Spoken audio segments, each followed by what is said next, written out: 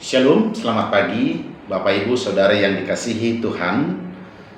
Senang rasanya kita dapat berjumpa kembali melalui renungan harian gereja kita, HKBP Resort Surabaya.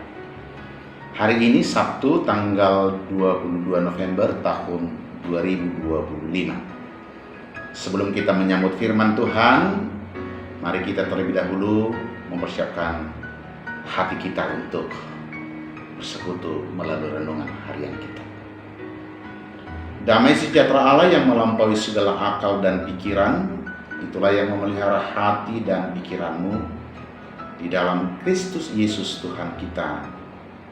Amin. Saudara kekasih, firman Tuhan renungan untuk hari ini tertulis dalam kitab Daniel pasal 6 ayat yang ke-23. Daniel pasal 6 ayat yang ke-23 berbunyi seperti ini.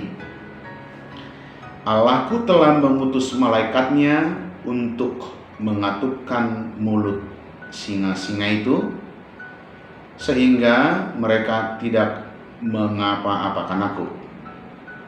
Karena ternyata aku tak bersalah di hadapannya, tetapi juga terhadap Tuanku, ya Raja, aku tidak melakukan kejahatan. Saya baca sekali lagi. Allahku telah mengutus malaikatnya untuk mengatupkan mulut singa-singa itu, sehingga mereka tidak mengapa-apakan aku.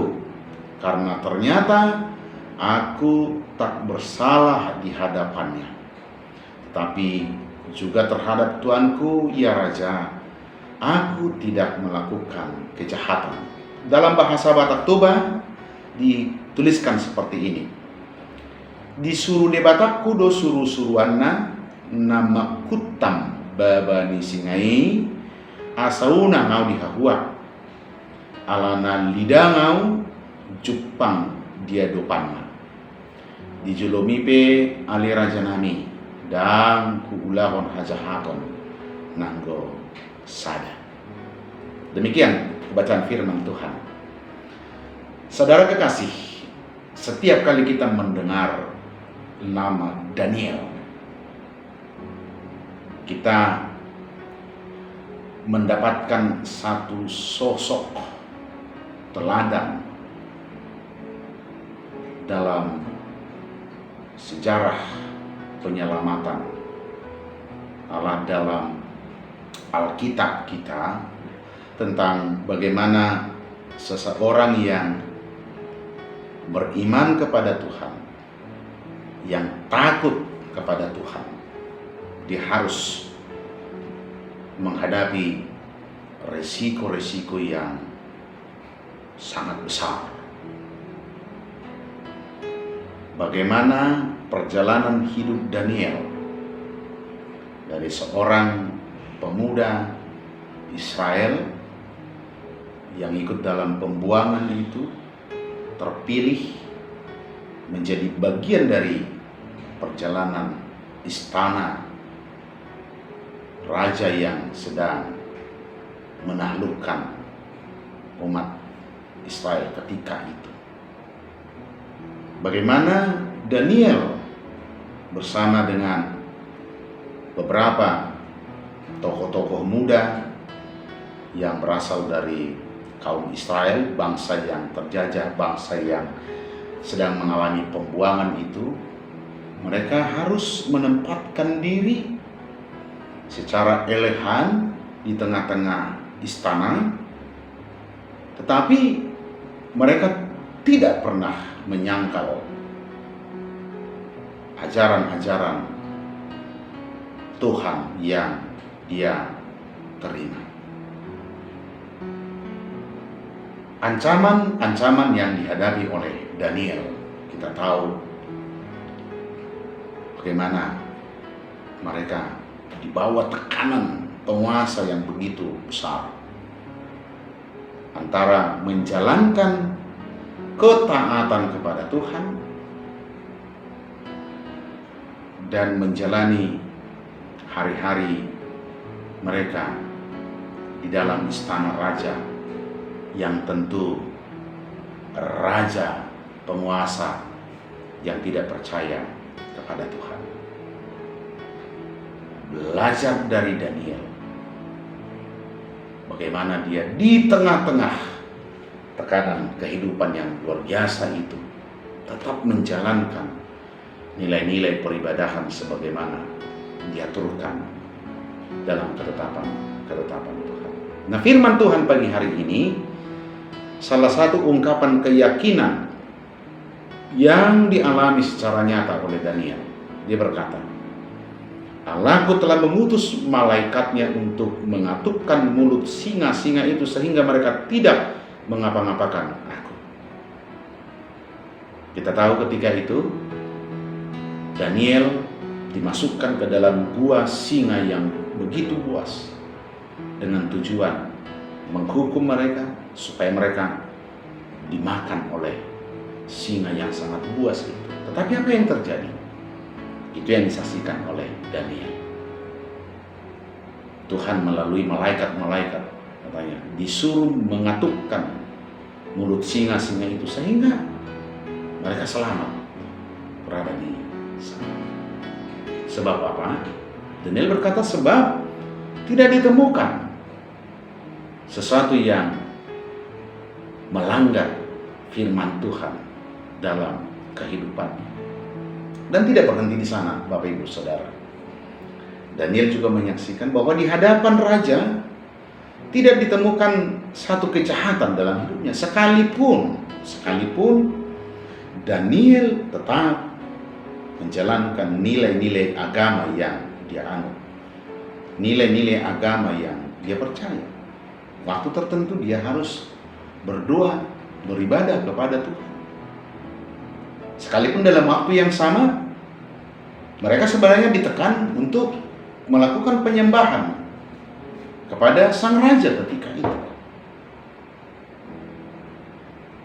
Contoh lain, ada ketentuan dari raja bahwa Daniel dan teman-teman yang lain harus memakan makanan yang memang disediakan oleh raja untuk mereka, dengan tujuan untuk menjaga kesehatan mereka, stamina mereka yang akan dipekerjakan di lingkungan kerajaan. Tetapi Daniel tidak mau. Sebab menurut dia itu adalah sesembahan-sesembahan yang semestinya diberikan kepada dewa-dewa, Allah-Allah Baal yang dipercaya oleh kerajaan ketika itu. Daniel dengan yakin mengatakan bahwa itu bukan satu kejahatan. Maka dikatakan, tetapi juga terhadap tuanku ya raja, aku tidak melakukan kejahatan. Bapak Ibu Saudara yang dikasihi Tuhan, apa yang menjadi pergumulan peperangan iman yang dihadapi oleh Daniel dalam masanya juga kita hadapi, kita alami dalam kehidupan kita sekarang ini. Beratnya tekanan-tekanan yang kita hadapi dengan sekali-sekali membuat kita menjadi tidak taat kepada perintah Tuhan. Tetapi kita tidak boleh melakukan kejahatan di tengah-tengah dunia ini. Kita harus tetap memelihara hubungan baik kita dengan yang lain. Kita harus tetap menjaga sikap perilaku kita sekalipun kita diintimidasi di Tuhan. Itulah kehidupan orang percaya. Terus menjalankan peribadahan kepada Tuhan, terus menjalani kehidupan dengan baik tanpa harus berkompromi dengan lingkungan di mana kita berada. Maka satu hal yang dipesankan melalui firman ini, terkadang kita harus keluar dari zona nyaman untuk menjalankan iman kita di hadapan Tuhan.